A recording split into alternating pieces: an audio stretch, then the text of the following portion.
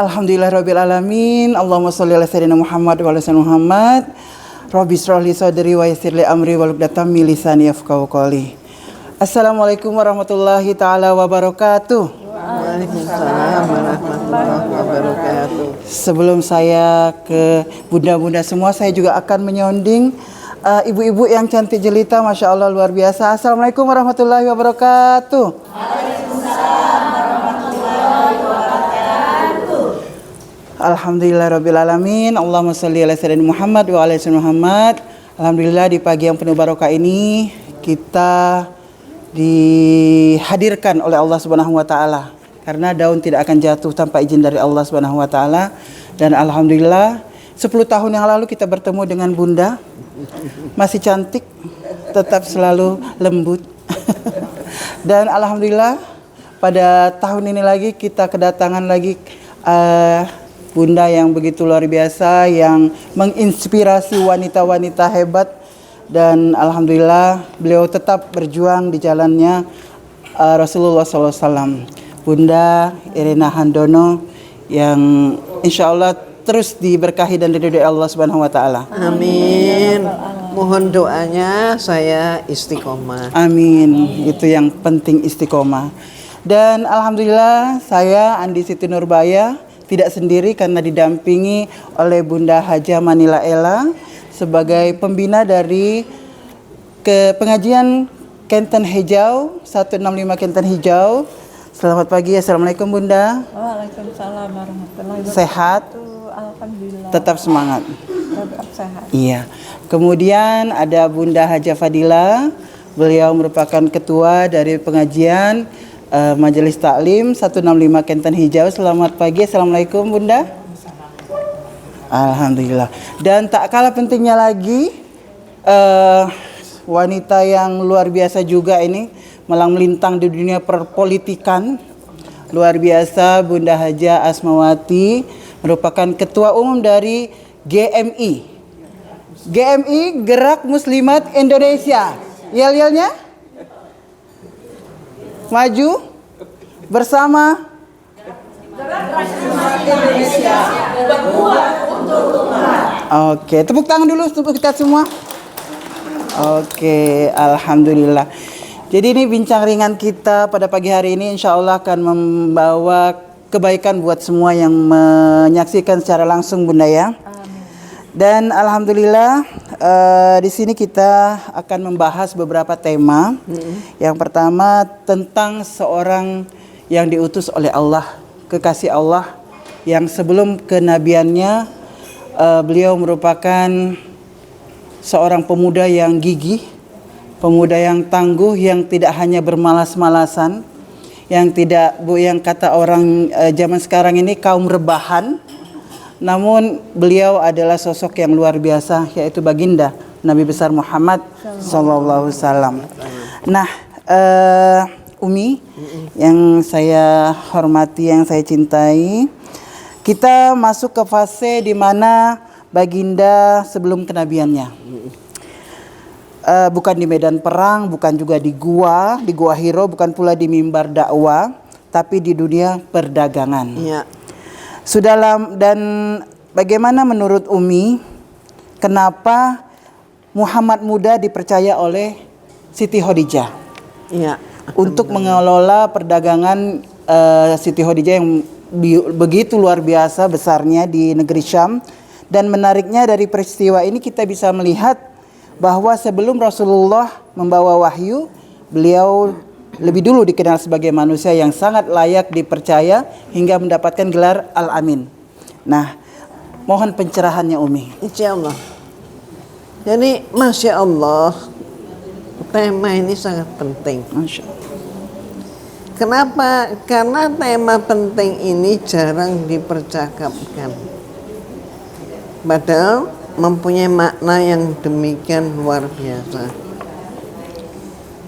Kita seringkali membayangkan kehidupan Rasulullah SAW sebelum kenabian hanya sebagai masa menunggu wahyu. Padahal tidak begitu. Allah sedang membentuk beliau melalui banyak pengalaman yang nyata. Yaitu apa? Coba kita lihat prosesnya mulai dari kecil. Menjadi yatim, Ya. mengembala kambing, hidup sederhana, ikut perjalanan dagang, dan akhirnya dipercaya mengelola perdagangan besar milik Khadijah radhiyallahu anha.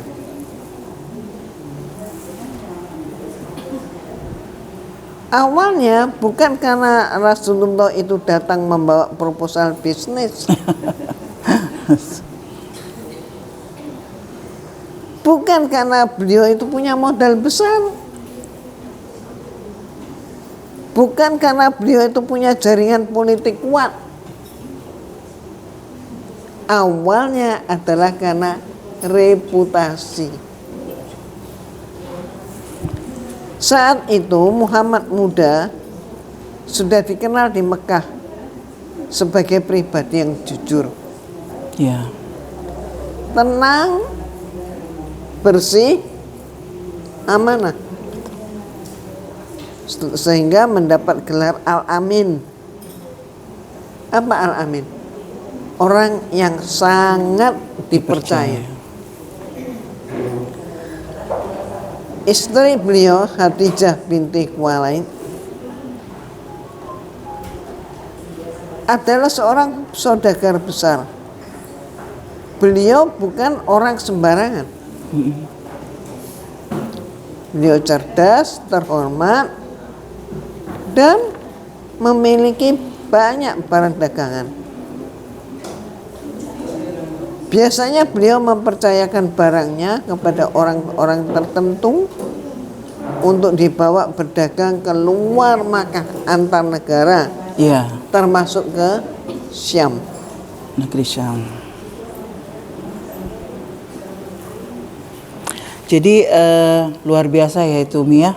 Jadi tidak semata-mata Siti Khadijah itu memilih Baginda karena ada hubungan kerabat ya Bunda ya, Umi ya? Ya, bukan. Bukan. Jadi juga ada yang mempertanyakan Siti Khadijah radhiyallahu anha, apakah memilih Muhammad bukan karena hubungan keluarga atau karena kualitas karakter? Nah, ada yang bertanya begitu. Iya, Ya, justru poin ini yang kita bahas ya. betul. Khadijah adalah seorang pebisnis besar. Bisnis besar dalam arti kata antar negara. Masya Allah. Bukan bisnis dalam negeri, bukan bisnis seprovinsi, bukan cuma sekota, gitu, tapi antar negara.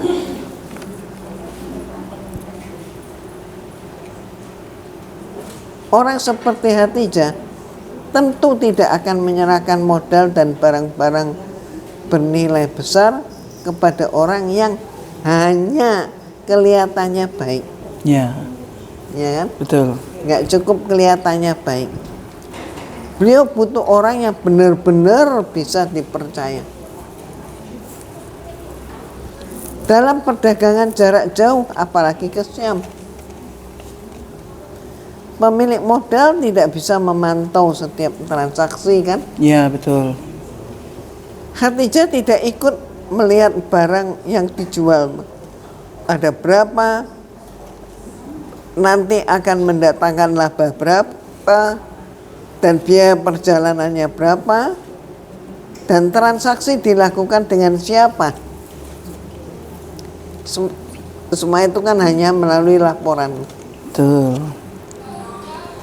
Maka yang paling penting, orang itu adalah amanah. Masya Allah. Amanah itu betul-betul amanah yang sangat sulit dicari sekarang. Ya. Ditemukan ya. Namun berarti saat itu amanah itu lebih mahal daripada modal ya Umi ya. Iya, ya. Bahkan dalam banyak situasi, amanah lebih mahal, Ya. lebih dihormati daripada moral. Maaf, daripada modal. Modal bisa dicari, Iya. barang bisa dicari, tapi orang yang bisa dipercaya terutama saat nggak pakai diawasi. Iya, betul. Wih, langka ini. Muhammad Rasulullah memiliki modal yang sangat mahal, yaitu apa? Kepercayaan publik, kepercayaan masyarakat. Beliau mungkin bukan pemuda terkaya di Makkah, Iya, betul. tapi beliau punya sesuatu yang membuat orang berani menyerahkan urusan besar kepadanya. Luar biasa sekali Bunda itu Umi ya. Jadi kira-kira Umi tahu nggak seberapa besar amanah dari perdagangan ini? Besar sekali. Kita harus membayangkan konteksnya. Perjalanan ke Mekah ke Syam, dari Mekah ke Syam bukan perjalanan singkat. Ya, Itu menempuh rute panjang, melewati padang pasir, Masya Allah. menghadapi panas, risiko perampokan, risiko kehilangan barang, bahkan risiko kehilangan nyawa, perubahan harga pasar, dan urusan dengan pedagang dari berbagai wilayah. Subhanallah ya. Kira-kira berapa lama lah perjalanan itu Umi ya sampai rombongan itu tuh sampai itu Masya Allah. Ya, kita bahas, tapi Umi ingin tambahkan dikit. Iya. Barang dagang Khadijah bukan barang kecil. Ini amanah harta. Tapi bukan hanya itu. Ada juga amanah reputasi. Kalau pengelola dagangnya buruk, maka nama baik Khadijah juga akan rusak. Ada amanah keselamatan rombongan, ada amanah laporan keuangan, Ya. ada amanah keputusan di lapangan, kebijakan. Ya. Betul. Jadi Muhammad SAW bukan sekedar ikut kafilah, nggak sekedar ikut, tapi beliau sedang dipercaya mengelola sebuah proyek bisnis lintas negara. Masya Allah, tabarakallah Bunda ya. Nah, kalau ditanyakan berapa lama kira-kira perjalanan itu, Iya. riwayat sirah tidak menyebut angka pasti, tapi berdasarkan jarak Makkah ke Syam, perjalanan kafilah bisa memakan waktu sekitar 1,5 sampai 2 bulan Masya sekali Allah. jalan, nggak bolak-balik ya, cuman sekali jalan. Ditambah waktu singgah, ditambah lagi waktu berdagang. Jadi pulang-pulang bisa sekitar 3,5 sampai 5 bulan. Bahkan bisa lebih lama tergantung situasi. Subhanallah ya. Jadi saya pikir perjalanan itu bisa hanya 1-2 hari ternyata. Nah, Aduh. bukan. Ini perjalanan besar. Iya, iya. Maka kepercayaan Khadijah kepada Muhammad SAW sangat besar. Dan disinilah kita melihat bahwa Allah sedang mempersiapkan Rasulullah melalui dunia nyata. Sebelum beliau membawa amanah wahyu, beliau sudah lulus membawa amanah manusia. Iya, iya, iya.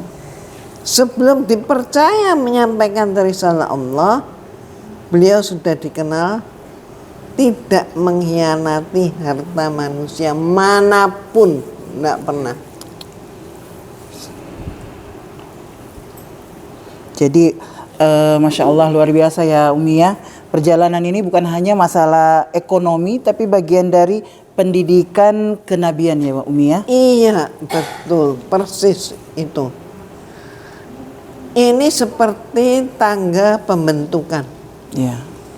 Coba dari mengembala kambing, beliau belajar menjaga makhluk hidup. Dari berdagang, beliau belajar menjaga harta. Ya. Komunikasi, negosiasi, dan kepercayaan. Semua itu kelak sangat penting dalam dakwah. Luar biasa, Masya Allah. Kira-kira Umi apa hikmah dari apa hikmah yang paling kuat dari segmen yang pertama ini? Hikmahnya reputasi. Reputasi baik tidak lahir dari kata-kata besar. Ia lahir dari amanah kecil yang dijaga terus-menerus. Dilakukan terus-menerus. Muhammad mudah dipercaya membawa barang dagangan besar karena sebelumnya beliau sudah dikenal amanah dalam kehidupan sehari-hari. Betul. Jadi sebelum seseorang itu diberi amanah yang besar harus melalui amanah yang kecil dulu ya Umi ya. Ya, harus lulus dalam amanah kecil. Betul. Dan ini sangat relevan untuk kita. Jadi kita nggak boleh bermimpi. Dipercaya memimpin hal besar kalau dalam hal kecil saja kita sudah lalai. Ya. Masya Allah, subhanallah. Terima kasih Umi, Masya Allah luar biasa ya Bunda ya. Semua kita mendengar sirah baginda Rasulullah ini luar biasa, membuat kita lebih semangat lagi. Kita tetap harus berdagang untuk mencari rezeki yang halal tentunya. Dan baik sahabat Syiar GMI dimanapun Anda berada, ibu-ibu yang cantik jelita udah mendengarkan tadi apa yang disampaikan oleh Umi. Di segmen ini kita belajar bahwa modal utama dari baginda Rasulullah SAW itu bukannya apa-apa selain kecuali amanah. Jadi dimanapun kita berada kita harus dipercaya, kita harus amanah. Menjaga kepercayaan orang itu luar biasa, sangat sulit ya Umi ya. Dan yang kalimat Umi yang bisa saya catat di sini, jangan bermimpi, dipercaya memimpin hal kecil dalam apabila memimpin hal besar. Kalau dalam hal kecil saja kita tidak amanah. Masya Allah. Baik, jangan kemana-mana, tetap di acara Syiar GMI karena setelah ini kita akan membahas lebih dalam bagaimana sebenarnya manajemennya baginda Rasulullah SAW dalam perdagangan Siti Khadijah. Apakah beliau hanya jujur atau juga sangat profesional? Saya Andi Siti Nurbaya undur diri terlebih dahulu, tapi pastikan like, subscribe, dan share kajian ini karena insya Allah pahala yang besar buat Anda semua. Wassalamualaikum warahmatullahi ta'ala wabarakatuh. Waalaikumsalam warahmatullahi wabarakatuh.